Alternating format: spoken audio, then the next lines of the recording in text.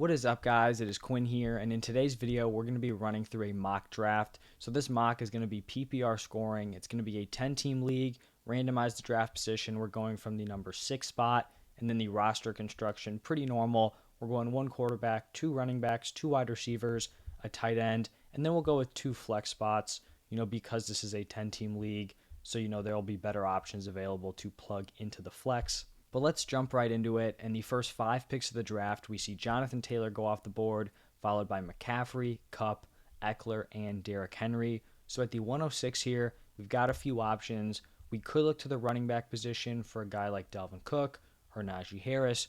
Obviously too early to go quarterback in a 1 QB league, and then still too early to go with a guy like Travis Kelce or Mark Andrews. But for me, this pick is actually pretty clear, and it is going to be a wide receiver. In my rankings, I have a firm top 4. That would be JT, CMC, and then Kupp and Jefferson at 3 and 4. Honestly, with the recent news about Stafford's elbow tendonitis, I do think you could argue Jefferson over Kupp. I think I still have Kupp ahead, but it's very, very close. So for me, Justin Jefferson is my 4th overall player. So to get him here at the 106, I think is great value. This is also PPR scoring, so that's going to favor Justin Jefferson here. I just think he's going to go nuclear this season. Historic production through his first 2 years.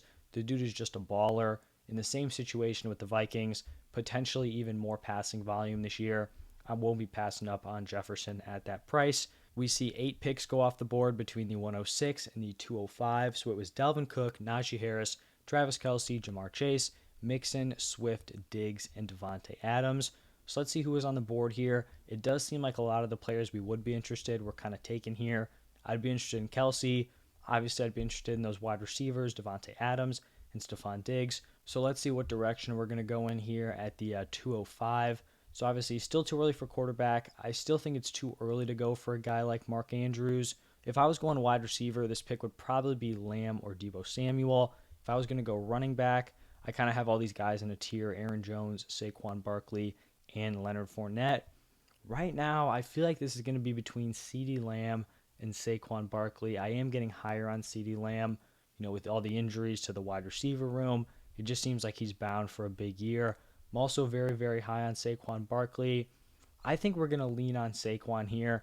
I'm high on CeeDee Lamb, but I just think the value at wide receiver in the 3rd and 4th round is going to be very, very solid. I want to lock in a running back here before I think the value kind of falls off, and I think Saquon is a fine pick. I'd rather get him at the back end of the 2nd round, but this is kind of a weird spot where I do think there's a fall off. I think the fall off from Diggs and Devontae Adams to Saquon, CeeDee Lamb, I feel like that fall off is pretty firm. So let's take a look at the draft board here. We saw a pretty solid mix of running backs and wide receivers come off, also including Mark Andrews and Josh Allen. I really feel like our pick here at the 306 is wide open. I think it's a little bit too early to go with Kyle Pitts. You could make the argument, but in a 10-team league, 26 overall, that's not really a spot I'm going to be looking for. I think we can get Kittle or Waller in probably the 5th round. At least one of those guys will probably be there. Still not looking at the quarterback position. Running back, I've got one guy in mind. That would be James Conner. Maybe we could look for ETN or Breece Hall in the 4th round. That is very possible. Wide receiver, we're looking at Mike Evans, Keenan Allen, T. Higgins. We do have some interesting options across the board here. This is actually a pretty tough pick. In my rankings, I believe I have Connor, Keenan Allen, and Higgins back to back to back. I'm not really sure how to evaluate Mike Evans right now. I did have him ahead of all these guys before the Julio signing, but all in a few days, we found out that Godwin has a decent chance of playing week 1. Then we find out that Julio's coming in. It definitely seems to kind of cap Mike Evans' ceiling. So right now, I do think in PPR formats, I would put him behind Keenan Allen and probably T. Higgins. So he may be off the board with this pick. This is really going to be between James Conner, Keenan Allen, and T. Higgins. You know what? I think since I believe in Breece Hall and Travis Etienne, I think I can get one of those players in the 4th round. I think the quality of wide receiver is going to fall off here going to the 4th round. There will still be solid options available, and if there is, maybe we go another wide receiver because this is a 2 flex league. But right now, I'm going to lock in Keenan Allen. PPR formats, the man is a monster, super safe floor, but also if he hits a huge touchdown season, he really could put together a monster year. So we're going to go with Keenan Allen in this spot. take a look at the draft board, see what happened after our pick. So we saw some wide receivers come off. Evans, Higgins, Pittman. We saw Akers, Breece Hall, and Elliott come off at the running back position, and then Kyle Pitts at tight end. So unless I'm missing something here, it looks like James Conner actually fell. This is something I've actually been seeing a decent amount. I've been doing some underdog drafts recently, and James Conner's value is definitely falling off. I'll be taking advantage of that all the time. So James Conner, in my opinion, is the pretty solid pick here. He's someone I would have taken in that third round pick. So getting him here at 35 overall, I think is great value. We could look wide receiver. My pick would be Deontay Johnson. But even though I'm very high in Deontay, not as high as I am on James Conner. So we're going to lock that in. It's going to be a 2 running back, 2 wide receiver start. I really like how these first 4 picks have played out. Love the value with Jefferson. I think Saquon, is the best pick available. Maybe not insane value. Keenan Allen, solid pick. James Conner, crazy value at that price. So now let's take a look at the draft board. We saw, only 1 running back come off with Montgomery, a bunch of wide receivers, 2 quarterbacks, and then Kittle. So it looks like Waller is still available. He's someone we should have our eye on here. We also could be looking at running back because I believe Travis Etienne is still available. He's an interesting option.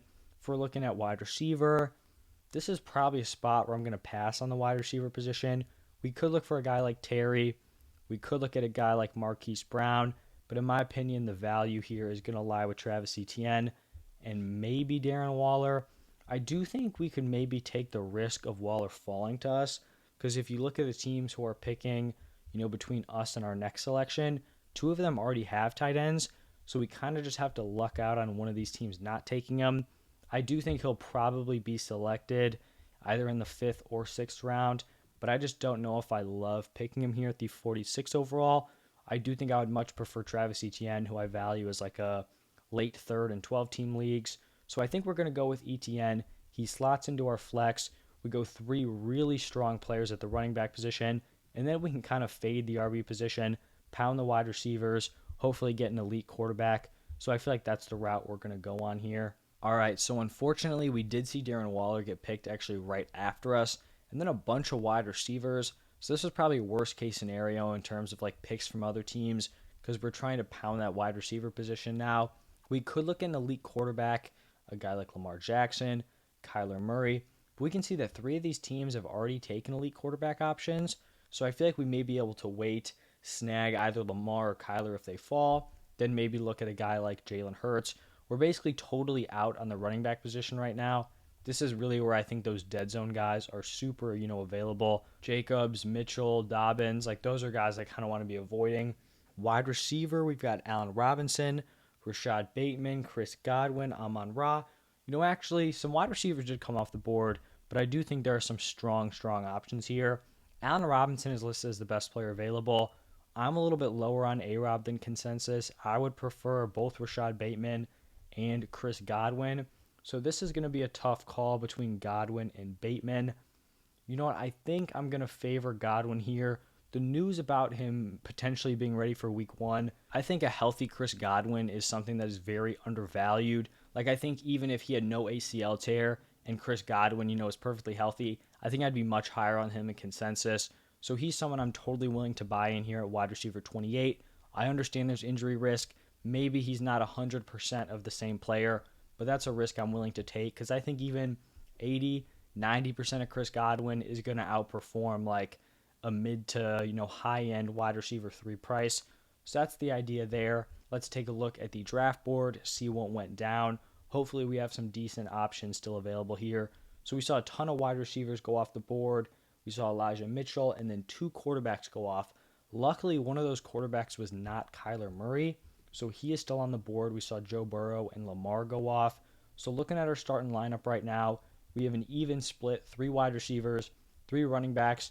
We still have our quarterback and tight end spot open. This is still way too early for me to look at a guy like Schultz, Hawkinson, Goddard. I'm going to wait there.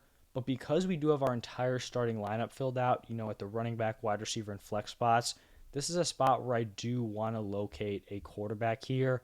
Rashad Bateman is still available, which I think is really solid value. So let's look at the draft board.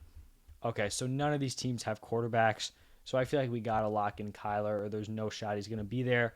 and then we're kind of stuck in a spot with potentially no elite quarterback and no elite tight end, which in 10-team leagues, you want to have at least one of those, because there's going to be more depth at the position players or like the running backs, wide receivers, the flex spots, all of that. So we're going to lock in Kyler Murray here. I get him in a ton of these drafts. Behind Josh Allen, I have Kyler in that same tier with like Lamar Jackson and Justin Herbert. So I'm very, very high on him.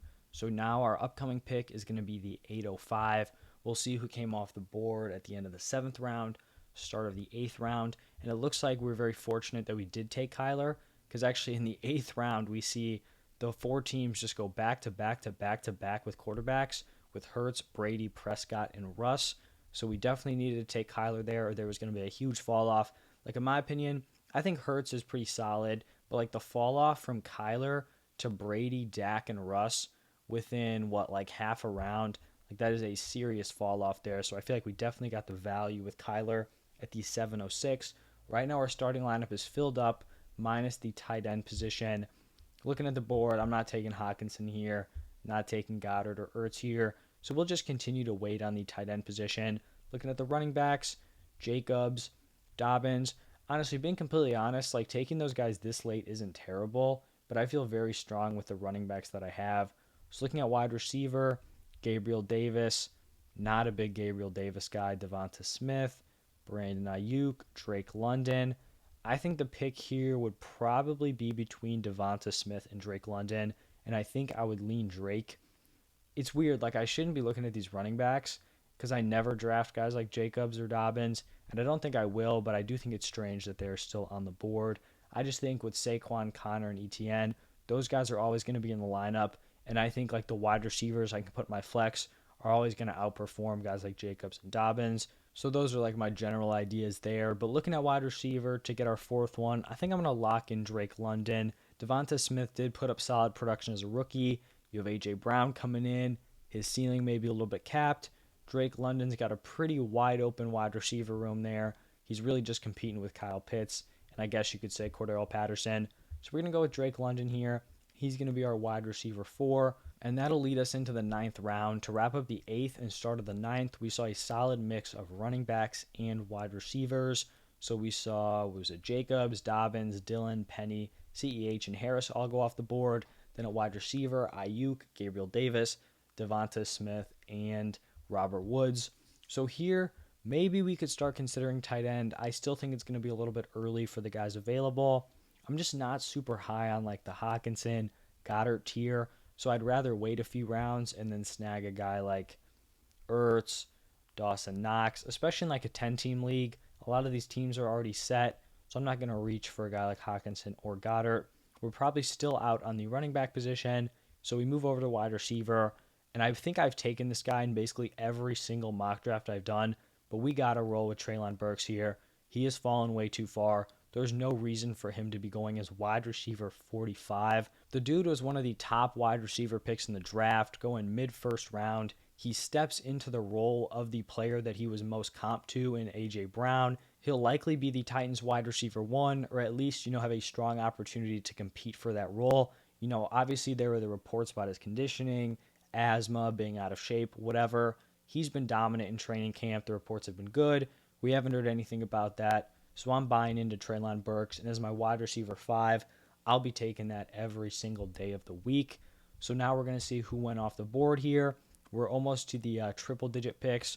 We're into the double-digit rounds here in round 10. And looking at the draft board, we actually saw just all running backs come off the board. So 8 straight picks of RBs. Each team took 2. So I feel like, that probably means we're going to be fading the running back position on this pick because I doubt there's going to be a strong option available. Maybe they left a quality option on the board. Actually, Melvin Gordon's still there. He's someone I like, but I probably would pass on him here. We could go wide receiver, go with a guy like Christian Kirk, Allen Lazard, Kadarius Toney. To be completely honest, I'm pretty much lower than consensus on Kirk, Lazard, and Toney. I'd be interested in Claypool maybe, but honestly at this point, I'm not a big TJ Hawkinson guy, but at the 10:05, the 95th overall pick, I almost feel like we have to pull the trigger here. Like I said, not targeting him a ton, but if he's going to fall this far, I feel like I'm going to have to take advantage of it. So he's going to slot in as our tight end 1. I don't think we need to go after a second one. Maybe if I like the value, we'll look at it. But he's going to be the pick here, completing our starting lineup of Kyler, Saquon, Connor, Jefferson, Keenan Allen, Hawkinson, ETN, and then Godwin. Good thing we did go after TJ Hawkinson, because in the 11th round, we saw 3 straight tight ends come off with Goddard, Knox, and Ertz. So I think Hawkinson definitely would have been picked. We would have definitely had a downgrade at tight end. So I'm glad I did go with Hawkinson there. Now in the 11th round, we could really go in a variety of different spots here. It's probably between running back and wide receiver. We only have 3 running backs, but I feel very confident in all 3 of them. We have 5 wide receivers. You can never have too many wide receivers when you can start 4 of them. You know, ETN's obviously in our flex right now, but injuries are going to happen. Bye weeks are going to happen. Looking at the running back position, James Cook would be the clear top option here, and I don't think he is a bad pick. But at wide receiver, we have guys like Kadarius Toney, Garrett Wilson, Jacoby Myers. I'm a little bit confused with the Kadarius Toney hype. I understand, he's electric with the ball in his hands. I'm just kind of surprised he's going up here. I'm not saying he shouldn't be, but he kind of just seems like a player who would almost be like undervalued coming off a season where he didn't really put together like super solid stats. So he's someone to definitely look at this price. I also really like Garrett Wilson. He's someone I'd be interested in. I'm wondering if we do go with James Cook here, like how would those wide receivers play out for us? I feel like we probably want to lock in one more wide receiver. I feel like we're solid at the running back position. We'll just snag like 2 handcuffs at the end, give us a little bit of upside there. So I think I'm going to go with Kadarius Toney. He has fallen here. He seems like the value pick. So what is that? He will be our wide receiver 6. Then we're probably sitting pretty at the wide receiver position. Maybe we'll snag one more late round guy. Or just to make sure, no, Sky Moore is not available. He was already picked. All right, Sky Moore would have been the pick over Toney and Wilson, but he is not on the board. So that is the direction we go. Now we go back to the draft board, see what went down in between our 2 picks in the 11th round. And then here we are up at the 12:05. Wow, so once again, it was just a ton of running backs. You look at this like chunk here from the 9th round to the 12th round. These 4 teams were just hammering the running back position. That is a weird thing to look at here. I guess maybe they were fading them early on. Not super sure. But so here we are up with the 12:05. And since so many running backs came off the board, like I don't know if I want to be, going after one of these guys right now. It just seems like the value isn't really there. Whereas at the wide receiver position, we have Chris Olave just sitting there, who definitely seems like the top pick. At tight end, we have guys like Freiermuth, Komet. I firmly have Hawkinson over those guys, so I feel like I'm good to wait. At quarterback, like I love Trey Lance, but Kyler's a stud. Is Lance ever going to be like kind of butting into that starter role? It might just be a wasted roster spot. So I think I'm going to go with Chris Olave here. Yeah, that's going to be the play. There are still some solid running backs available. Guys like Gainwell, Pierce. I like Herbert as a handcuff, Algier. Also, Rachaad White would be a great value here. So we're going to go with Olave and then hope there isn't just like an absurd run on running backs. It could happen, but we're going to hope that it does not. So let's kind of see what went down. Hopefully, we still have some decent running backs on the board. That's definitely what we're needing here because we only have 3. We'll probably finish with 5. Okay, so a ton of running backs did come off the board, but it doesn't look like all the ones we were interested in. Definitely some of them, guys like Gainwell. Actually, Lance came off, Dameon Pierce, and then Tyler Algier. So let's see which ones are still available. I believe that Rachaad White will be there. I think he's one of the best handcuffs you can draft this year. There's no way he should be going this late. Actually, pick 126, kind of a fair price. So we'll look at Rachaad White here. We could go Khalil Herbert, but I definitely prefer Rachaad White here. Would much rather have the handcuff for the Buccaneers compared to the Bears. Just totally different quality of offenses. He's been impressing in training camp with his pass catching. Apparently he's improved as a pass blocker. That's really going to be the key for him to get reps, is if he can be trusted like on third downs, because Leonard Fournette may not be like the most, high upside pass catcher, third down back, but he can pass block. He's not going to let Brady get lit up. If Rachaad White can protect Brady, he could start to sneak into that role, which would be solid for him. Obviously, if we have him on our roster. Our last pick here, I believe it's our last pick, yes. I think we're going running back again. My guy Khalil Herbert's here. So it looks like we didn't even have to choose. It was Rachaad White or Khalil Herbert. We'll get both of them, and he will finish up our draft here. So we'll take a look at our final roster. I feel like this draft turned out pretty well for a 10-team league. We got the elite quarterback option in Kyler. They give us a C here. Does not matter because it just tracks how well you follow their ADP. We don't care about their ADP. So Kyler, I really like at quarterback. Running backs, Saquon and James Conner. I think those guys are solid. Wide receivers, Jefferson and Keenan Allen. Very in on both of those guys, especially at price. TJ Hawkinson at tight end. It's all right. Probably the weak spot of our starting lineup. They would go with Travis Etienne and Chris Godwin in the flex. If Godwin isn't ready for week 1, we have a guy like Drake London, Treylon Burks, Tony, or Olave. We really just pounded that wide receiver position with young players. Didn't even realize both of those guys are 3 rookies and then 1 second-year player, and then handcuffs Rashad White and Khalil Herbert. So that's going to wrap it up for this mock draft. Let me know what you guys think about this team. If you enjoyed the video, hit that like button and subscribe to the channel. Thank you all for stopping by, and I'll see you guys in the next one.